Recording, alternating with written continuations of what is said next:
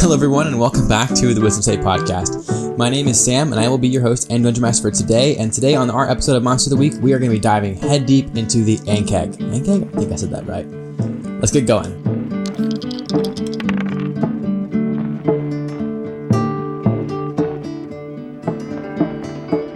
Okay, so the Ankheg, I'm going to start, I don't even know how to actually pronounce this. We're going to go with Ankheg. If you know of a better pronunciation, let me know. Because I'm Ankheg. Ankheg is what we're going with. Anyway, these are some really interesting monsters that I have never really used before in a game. Actually, I used that one time in a Spelljammer one shot we did. But they're really unique in the sense that they're really big bug things. That they're these almost like crustaceanal, large monstrosity, big mandibles. It's something out of like an H.G. Wells sci-fi horror game. It doesn't really fit what you would think of traditional Dungeons and Dragons. If you think of high fantasy, this is not something you would see in Lord of the Rings or in Game of Thrones. They have some similarities to dragons, but they're kind of unique in their own way. So just like every other episode we've done so far, we're going to dive deep into the stat blocks found in the monster manual for these guys, and then we will talk about some homebrew monsters based on these Ankhegs you guys can use in your own game. And actually, if you want to skip to this timestamp right here, you can skip all of this preamble, and you can do that and go straight to the stat block, again, which will be in the description below. So let's get going. I'm reading in the monster manual on my iPad, so I don't know the page number for you. But we're still in the A section, so it's Ankheg. An Ankheg resembles an enormous, many-legged insect. Its long antennae twitching in response to any movement around it. Its legs end in sharp hooks adapted for burrowing, grasping its prey, and its powerful mandibles can snap a small tree in half. Again, these are large monstrosities, so these guys are probably standing, a good 20 feet tall at least. Lurkers in the earth, the Ankheg uses its powerful mandibles to dig winding tunnels deep beneath the ground. When it hunts, an Ankheg burrows upward, waiting below the surface until its antennae detect movement from above. So it's digging down and waiting, kind of ambush predator, and kind of like a huntsman spider. It then bursts from the earth and seizes prey in its mandibles, crushing and grinding while its secret acidic digestive enzymes dissolve them. These enzymes help dissolve a victim for easy swallowing, but the Ankheg can also squirt acid to take down foes. That's nasty. That's really gross. Although Ankhegs receive a certain portion of their nutrients from the soil through which they burrow, they must supplement their diet with fresh meat. Pastures teeming with grazing livestock and forests are rife with game are the Ankhegs' prime hunting grounds. These Ankhegs are thus the bane of farmers and rangers everywhere. Earthen tunnels. As it burrows through the earth, the Ankheg leaves a narrow, partially collapsed tunnel in its wake. In these tunnels, one might find the remnants of a molted Ankheg skin, hatched eggs, with the grisly remains of its victims, including coins or other treasures scattered during the creature's attack. So, again, I've only used these in Spelljammer. I don't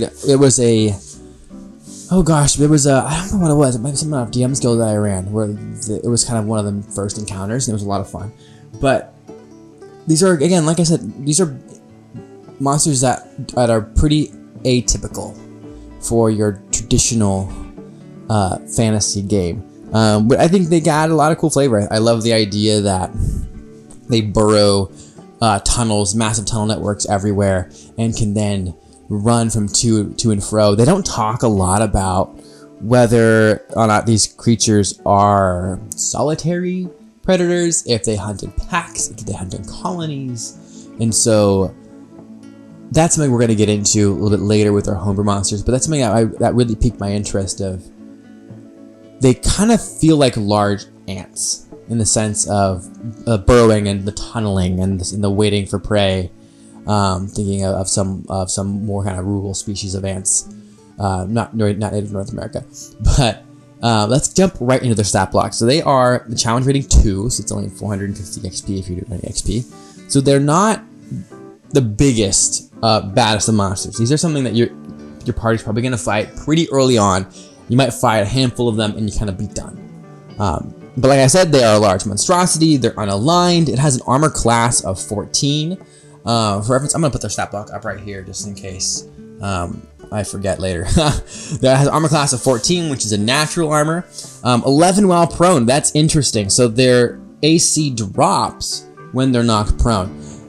Think of that as, you know, if they're a massive shell, it's kind of armor. That's like kind of like an insect, right? That's exoskeleton is what I'm thinking of. Then when it's knocked prone, if it gets knocked on its back, its underside is exposed, which is usually, right? Look at beetles or any other type of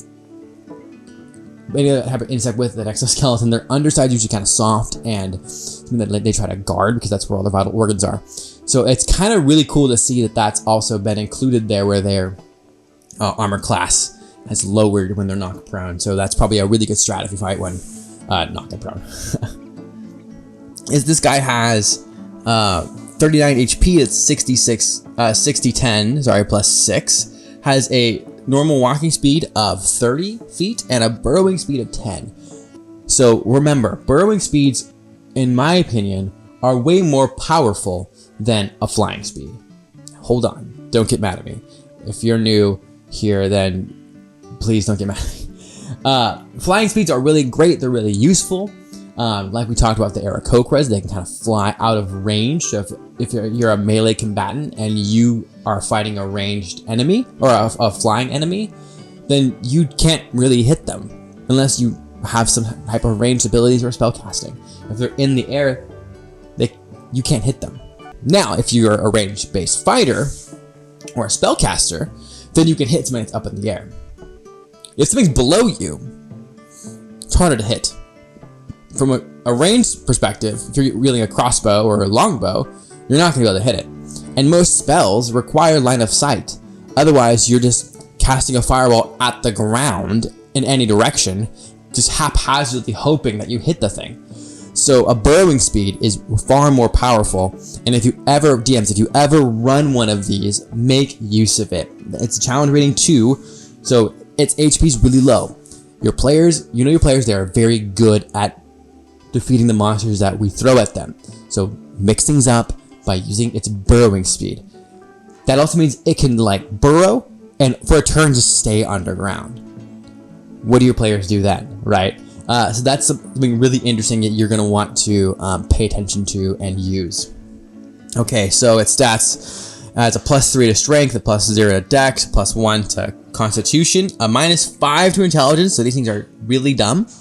A +1 to wisdom and a -2 charisma. And actually, speaking of the intelligence, that means that certain spells that require a creature to have at least a +1 or a 5 intelligence score, so a -3 to like use those abilities, that won't work here. So I'm thinking of spells that require kind of communication telepathically or like speak to animals, that kind of thing. I don't think that would work in this situation. It has dark vision up to 60 feet, tremor sense up to 60 feet. Remember that tremor sense it means the monster can detect and pinpoint the origin of vibrations within a specific radius, provided the monster and the source of the vibrations are in contact with the same ground or substance. Tremor sense can be used to detect flying or incorporeal creatures. Many burrowing creatures, such as the Ankhegs, have this special sense. So this is like they're underneath the ground and they can feel the vibrations and they know what direction they're coming from. So in that sense, it's a little bit like blind sense in a way, where blind sense to me is more of a feature you have when you're above ground, where tremor sense is you're feeling the vibrations on the ground, and from there you're able to pinpoint. So that's also how the Ankheg can be underground, move around, and follow your players around without being able to see where your players are. It just knows instinctually because of its tremor sense. You get 2 actions. Your main attack action is bite. It's a +5 to hit, has a 5 to reach one target. On a hit, does 10 or 2d6 +3 damage, slashing damage, +3 or 1d6 acid damage. If the target is large or smaller, the creature is grappled. The DC to escape is 13. Until this grapple ends, the Ankheg can bite only the grappled creature and has advantage on attack rolls to do so. So I think was it the Aboleth? I think the Aboleth spawn we talked about a couple weeks ago. By the way, if you haven't checked out those videos, go watch them. We have some really great stat blocks there for you guys. We actually have some new art for all of our monsters. We recently brought on a new artist. His name's Aaron. He's really good at what he does. His information will be linked down in the description, so go follow him, and he'll even provide art for this episode. But the Aboleth spawn had a very similar vibe, if you remember. It had the grapple and then advantage to kind of do things to the creature that it has grapple. So the Ankheg is similar. The difference with the Aboleth spawn is it has more tentacles, so it can do more things while it's also it has the other people grappled. The Ankheg also has an ability called Acid Spray. This is a recharge on a 6. Again, if you don't know how that works, you use the ability and it's been expended, and on your turn, you can roll a d6, and on a 6, when you roll that die rolls a 6, it recharges or regains that ability to use again, and does not do so until you roll a 6, and you will get like one roll per turn DMs. That's how that works. Anyway, Acid Spray. The Ankheg spits acid in a line that is 30 feet long and 5 feet wide, provided that it has no creature grappled. So if it has someone grappled, it cannot use this ability. Each creature in that line must make a DC 13 dexterity saving throw, taking 10 or 3d6 acid damage on a failed save, or half as much damage on a successful one.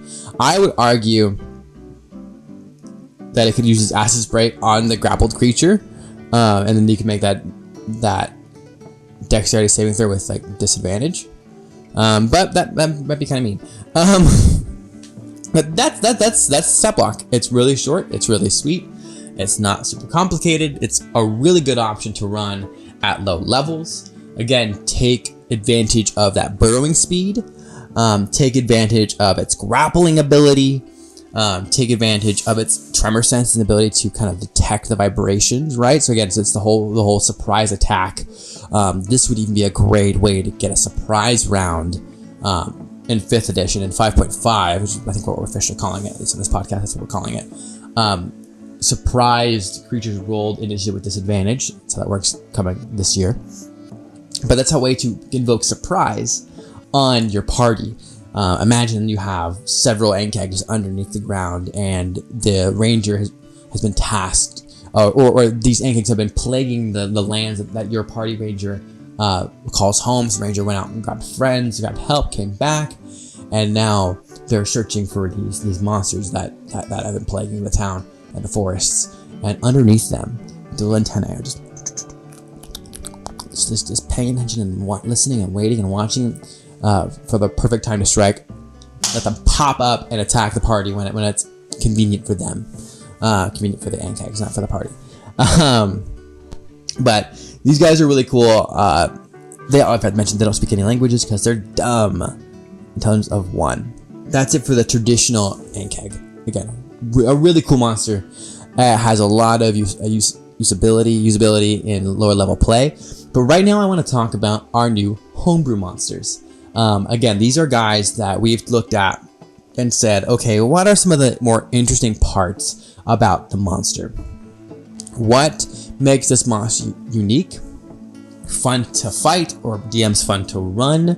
What makes them interesting? What makes them different than any other generic monster? We find what those things are and we double down on them. We really want to lean into the theme of each monster and provide other variations of that monster at different CR levels for different levels of play. Because again, these guys are CR2. What if you want to use a version of that at a higher level? Say you have a party level 10 or a party level 16, and you want to use some kind of variant of this. You can always just, up the saving throw, up the damage, increases armor class and its HP. That's still a totally viable option. And if you want to even give it your own unique abilities, you can totally do that. We've decided to kind of take as much of that burden on as we possibly can for you guys and offer some options. Again, these aren't the only ones you can do. You can do whatever you want. It's your game. You have fun running your game. But we've come up with 2 new variations of the Ankheg. And again, just some preface with this, these guys are insects. They're bugs. In my head, Ankhegs run in colonies. Right? If you disagree, let me know. My initial impression is these guys are very ant-like, they just strike me as being a colony-based bug. So with that being said, we come up with 2 new stat blocks. We have the Ankheg Might Swarm, and then we have the Ancient Ankheg Coin.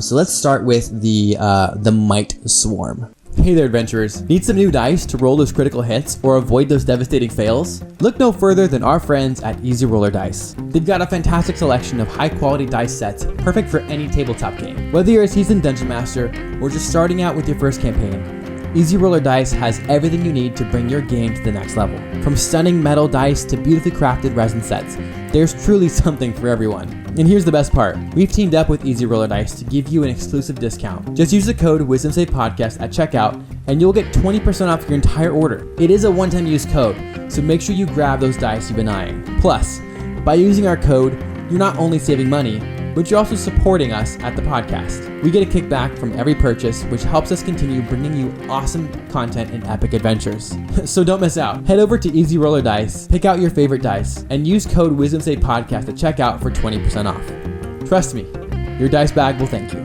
Again, all these stat blocks are down in the description below. Go click on that link to our Google Drive and you can download this file for absolutely free. You can get a watermark free version over on our Patreon if you wish to do so. That's the place where you can support our channel and podcast there. And that really just helps us kind of bring this content to you every single week, twice a week actually. But if you want just the regular watermark version, it is down in the description for you guys. Okay, the Ankheg Might Swarm. From the shadows, they emerge. Deep within the tangled undergrowth of the ancient forest, where the sun's rays struggle to penetrate the dense canopy, lurks a menace born of nature's darkest corners. A faint rustling, barely audible over the chorus of nocturnal creatures, signals their approach. A horde of minuscule horrors known as the Ankheg Might Swarm. These tiny voracious insects, born from the eggs of the formidable Ankheg, scuttle and writhe in unison, their collective hunger driving them to seek out prey, each mite barely the size of a thumbnail. They are equipped with razor-sharp mandibles that drip with digestive acid. Together, they move as one, their instincts finely tuned to overwhelm and consume anything that crosses their path. Legends among hunters and scholars speak of their origin, a twisted offspring of the Ankheg's reproductive cycle. These swarms emerge when conditions favor their proliferation, often following the wake of a mature Ankheg's rampage to the forest floor. They feed on carrion and organic debris, but their insatiable appetites drive them to attack living creatures with relentless ferocity. Encounters with the Ankheg Might Swarm are rare, but memorable. They strike swiftly and unexpectedly, overwhelming their prey with the sheer numbers as their caustic potency of their bodily secretions. Those unfortunate enough to survive an encounter speak of the swarm's uncanny ability to distort and incapacitate, leaving victims weakened and vulnerable to the swarm's relentless assault. That is the preamble to the Might Swarm. We're going to put up their stat block right here. It is pretty big. We're going to run this in 2 sections. So the Ankheg Might Swarm is a huge swarm of tiny monstrosities. These guys are really tiny, but there's a bunch of them. They are unaligned. You have an armor class 16. Your hit points is 135, which is 18d12 plus 36. You get a normal walking speed of 30, a burrowing speed of 10 feet, and a climb speed of 30 because you have a swarm of tiny bugs. Of course, we want to make them climb. That's disgusting and gross, and I'm here for it. Running through its stats, it has a +1 to strength, +3 to dex, +2 to con, a -5 to intelligence, a +0 to wisdom, and a -4 to charisma. So their stats are a bit worse than the Ankheg, but it makes up for it in other ways. Damage resistances. This is something that we didn't have before with the regular Ankheg. It is resistant to non-magical bludgeoning, piercing, and slashing damage. It is immune to being charmed, frightened, grappled, paralyzed, petrified, prone, restrained, or stunned. Those damage immunities just reflect its nature as a swarm. And if you guys can let me know how you would find a way to charm a swarm, frighten a swarm, grapple a swarm. Like, how are you going to hold on to that swarm and be like, hey, we're friends now. Like, that's why we went with all this stuff. It's just, these are pretty general swarm mechanics that you see in other swarm stat blocks and even in the monster manual. Senses, dark vision up to 60 feet, tremor sense up to 60 feet, passive perception is 10, speaks no languages. This is a challenge rating 11, so that's 7,200 XP. Let's talk about its traits. Swarm. It's a swarm. The swarm can occupy another creature's space and vice versa. The swarm can move through any opening large enough for a tiny mite. So as long as the mite can fit, the whole swarm can fit. Think of like, I've seen those videos of like octopi fitting through tiny little spaces, just like that. The swarm cannot regain hit points or gain temporary hit points. So it doesn't benefit from healing or anything that would grant it temporary hit points, because think about, it's a massive swarm of these little things. As you're hacking and slashing and decreasing its HP, that diminishing of health reflects the amount of devastation and destruction to each individual mite. And so unless you have some way to replenish the amount of mites in the swarm, it cannot regain HP. Okay, digestive enzymes. Whenever a creature starts its turn in the same space as the mite swarm, it must succeed on a DC 16 Constitution saving throw, or take 14, that's 4d6, acid damage, and be poisoned until the start of your next turn. This makes sense if there's if their like mandibles are dripping with this kind of caustic, potent acid, and if the swarm can be in the same space as another creature, then it would only make sense that you would take damage when you're inside it. Also, most and we'll get this when we get to the actions, but most swarm mechanics have it so that all its attacks have no range, and that swarm has to sit on top of its target to deal any damage. So this is just kind of an extra way for you to add damage to those attacks. Okay, but let's get into some of the more interesting abilities or traits that this mite swarm has. Explosive death. The mite swarm becomes increasingly unstable as its hit points dwindle. This makes sense, right? You are hacking and slashing away at a large swarm of tiny creatures, and these creatures are filled with this kind of caustic acid enzyme. So as you're hitting them, it would make sense that something would happen, right? And so this is how this works. When the mite swarm reaches 75% HP, so that's when it's reduced to 101 hit points or fewer, it becomes visibly agitated. At the start of each of its turns, it releases a burst of mites in a 10-foot radius around it. Each creature in the area must make a DC 16 dexterity saving throw or take 4d6 poison damage and be poisoned until next turn. So the same kind of ability of the enzymes, but now it's a projectile, a ranged attack, essentially. At 50% HP, when the mite swarm is reduced to 68 hit points or fewer, its instability intensifies. The radius of the burst increases to 20 feet, and affected creatures must succeed on a DC 16 dexterity saving throw or take 8d6 poison damage and be poisoned until the start of your next turn. 25 HP. When the mite swarm is reduced to 34 hit points or fewer, it reaches a critical threshold. The radius of the burst increases to 30 feet. The affected creatures must succeed on a DC 16 dexterity saving throw or take 42, that's 12d6 poison damage, and be poisoned to start your next turn. And at 0 hit points when it's dead, when you've slain the mite swarm, it explodes in a final cataclysmic burst. Each creature within 40 feet of it, so it's a 40 feet radius, or 40 feet radius. The swarm makes a DC 16 Constitution saving throw, so no dexterity saving throw there. A Constitution saving throw, and if you fail, you take 56 poison damage. That's 16d6 poison damage on a, or half as much on a successful save. So on a failed save, you get like 56 damage, or half as much on a successful save. Those are just its main abilities. So we're punishing our players already for just attacking it and dwindling it down, which also makes this a really good opportunity to attack at range. Don't be in the range of that. Maybe cast spells on top of it to kind of keep it in that area. Actions: it gets multi-attack. It makes 2 attacks, one with its bite, one with its acid spray. Same kind of ability, it's just a little bit more kind of upped a bit. The bite is a +8 to hit, no reach, right? 1 target. In this swarm's space. You could make an argument. It can attack any creatures, target as many creatures as you want in that space with it, but we chose 1 just to balance things out. And it's 66 piercing damage. And then acid spray, non-rechargeable, so it's just they can just do this. So you get to make attack with your bite attack and your acid spray each turn. +8 to hit. Its range is 30 to 60 feet, so that is more of a ranged attack that it has. And it's 8d6 acid damage. As a reaction, it has acidic eruption. When a creature is within 5 feet of the swarm hits it with a melee attack, the swarm can release a burst of acid. The attacker must make a DC 16 dexterity saving throw, or you take 2d10 acid damage on a failed save. And that's on a reaction that you can use every single turn against one creature. So this guy is something you don't really want to mess with. This is something that is easily far more potent and far more powerful than the Ankheg itself. This is almost like a perversion of like these tiny little creatures. I'm gonna stop there because it's grossing me out. But we're running out of time already. So let's move to the queen. The Ankheg queen, I'll put her art right here. She looks beautiful and amazing. In the deepest, darkest recesses of the earth, where the roots of ancient trees mingle with the bones of forgotten civilizations, there resides a creature that commands fear and respect alike, the ancient Ankheg queen. Towering over her lesser kin, the monstrous behemoth embodies the apex of Ankheg evolution, a formidable force of nature that shapes the very landscape around her.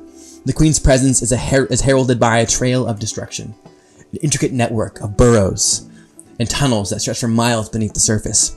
Here, amidst the labyrinthian passages, she nurtures her offspring and oversees the workings of her subterranean domain. Her exoskeleton, adorned with scars from countless battles and adorned with patches of moss and fungi, attest to her age and resilience.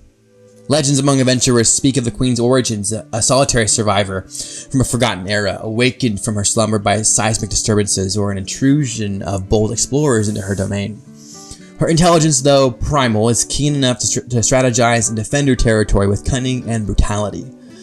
Those who have faced her and lived to tell the tale recount her ability to summon lesser Ankhegs and unleash torrents of acidic bile that melts even the hardest of armors. Encounters with the ancient Ankheg queen are rare and fraught with peril. She strikes from ambush using the element of surprise and her powerful limbs to incapacitate her prey. Her acidic spray, capable of melting rock and bone alike, serve as both a weapon of offense and a deterrent against would-be challengers. For those who dare to venture into her domain, the queen represents not just a physical threat, but a living embodiment of primal forces that shape the world below. That is our preamble for Her Majesty the Queen. Again, her art's right here. She looks really amazing. Let's dive right into her stat block because it is juicy. It is big. She is a challenge rating 16. She has 121 hit points. Arguably, she could have more. I'll leave that up to you. Armor class of 17. She has a speed of 35 feet, burrowing speed of 10 feet, all that kind of fun stuff we had before. We're going to skip over her stats. We're going to get to the kind of abilities. You can go and read through this on your own if you'd like, but we're going to jump right into its own traits and abilities and actions. So its traits, you get legendary resistances. So that's if you fail a saving throw, you can kind of just choose to succeed. That's 3 times per day. Magic resistance, so she has advantage on saving throws against spell effects. Multi-attack, 3 attacks, 1 with its bite and 2 with its claws. Its bite attack is pretty similar to the main attack. It's a plus 11 to hit, 1 target, 20 piercing damage, plus 7 acid damage.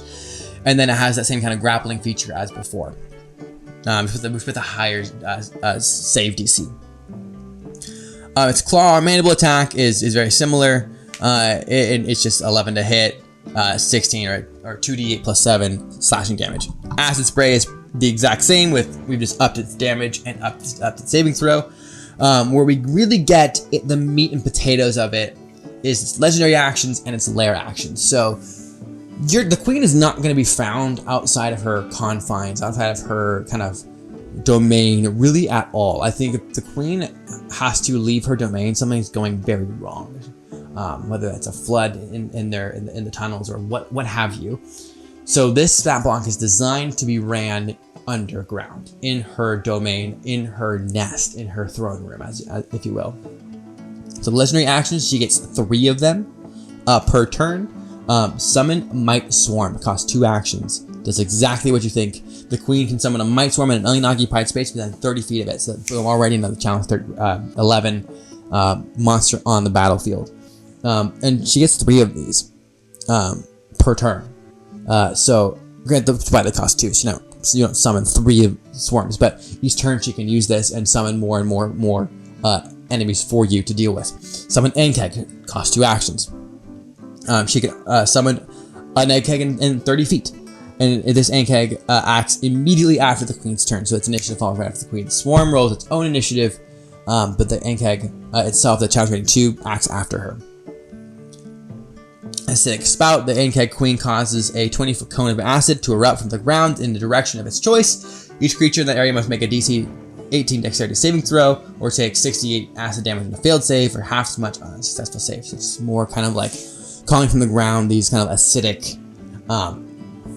spouts, almost like the mini volcanoes, just imbuing the whole battlefield with its kind of acid. Layer actions, on initiative count 20, losing initiative ties, the Ankheg takes it. The ancient Ankheg queen takes its layer actions to cause one of the following effects. The Ankheg can't use the same effect in 2 rounds in a row. So one of those is the acidic spouts. Kind of put there too. You can use seismic tremor. The ground in a 30-foot radius centered on the point that the Ankheg can see within 120 feet of it shakes violently.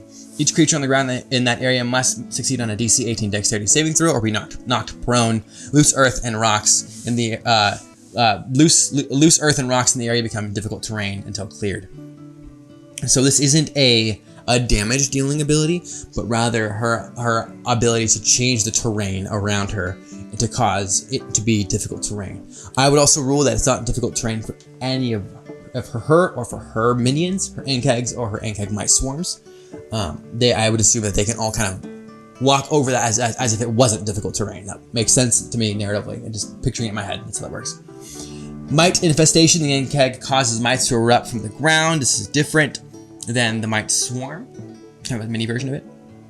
A 20-foot radius centered on a point it can see within 60 feet. Each creature in that area must make a DC 18 Constitution saving throw. On a failed save, the creature takes 48 acid damage and is poisoned until its next turn. So very similar. It's kind of like summoning up a small pocket of these mites to attack. But they don't stick around that long. They're kind of one use. Burrowing network. The Ankheg commands its minions to collapse a part of its burrowed network.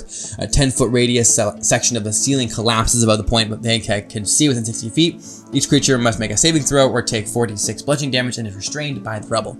A creature can use an action to make a DC 18 strength check, freeing itself or another creature within its reach on a success. The rubble becomes difficult terrain until cleared. So again, another way to change the landscape of the battlefield and make this more difficult. Toxic fumes, the Ankheg releases a cloud of noxious gas in a 20-foot radius sphere centered on itself. The sphere spreads around corners. The area is heavily obscured. Think fog cloud. Each creature that starts its turn in the cloud must make a DC 18 Constitution saving throw or take 46 poison damage. On a failed save for half as much damage on a successful save. The cloud lasts until initiative count 20 on the next round. So these are lair actions that you can use once per round. You can pick from one of these abilities, and you cannot use the same ability 2 turns in a row, just to kind of balance things out. But the queen is a really cool monster. Really, she's more support. She can do damage. She has a really good she has a fair stat block for doing damage, but it's not the best one we've seen, or the best one we've seen on this podcast. She is actually here to support her minions. Her job isn't to fight, her job is to be protected, right? She's the queen. That's why she has all these abilities to summon her loyal servants, her minions, or the Smite Swarm, the Ankheg, to fight on her behalf. So also why she doesn't have that many hit points. She's kind of like she's not a spellcaster, but has that vibe of being able to manipulate the terrain around here, being able to summon different things. So that's also why she has minimal HP. Yeah, so she's kind of this caster who has these kind of more support-like abilities. So anyway, guys, that is actually all we have for you today.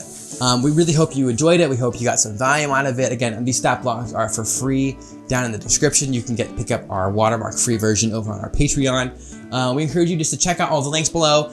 Check out Aaron's Substack. We've talked about him before and talked about his Substack before. He has some really great content, really talented artist, and he kind of talks through his process for kind of how he comes up with these art for these monsters. So that's always really fun to read and kind of get a peek behind the scenes there. Anyway, if you guys found any value in this whatsoever, we just really appreciate it if you just hit the like button, the subscribe, the bell notification. We release videos twice a week on Tuesdays and Fridays. Tuesday today is our monster of the week, where we dive deep into what we just did.